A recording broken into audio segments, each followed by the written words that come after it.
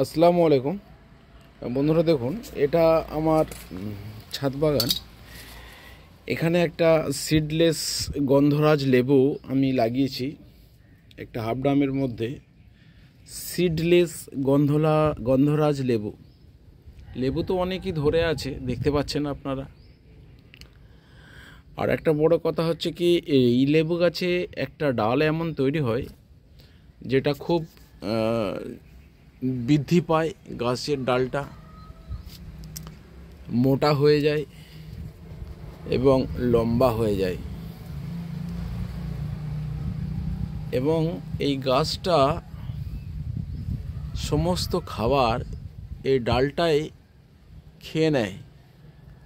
এই যে ডালটা দেখতে পাচ্ছেন, এই ডালটায় না ফুল হবে না ফল হবে। ভালো করে যদি দেখাই, দেখুন এই যে ডালটা লম্বা হয়ে একদম গাছ ছাড়িয়ে চলে যাচ্ছে, সব গাছকে ছাড়িয়ে চলে যাচ্ছে।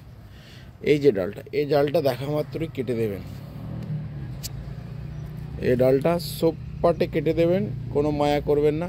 এই ডালটায় আপনার কোনো ফল হবে না। আমি কাটা নিয়ে রেখেছি, দেখুন এই গাছের ডালটাকে আমি সোপাটে কেটে দেবো।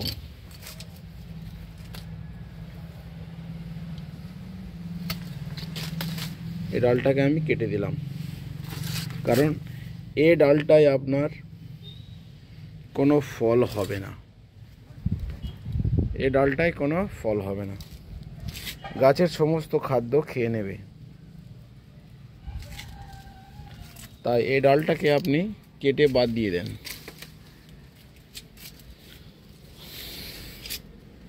এই ডালটা দেখুন, এই ডালটা বুঝতে পারবেন যে গাছ ছাড়িয়ে চলে যাবে এই ডাল, তাই ডালটাকে আপনি কেটে দেবেন। অনেক লেবু হয়ে আছে।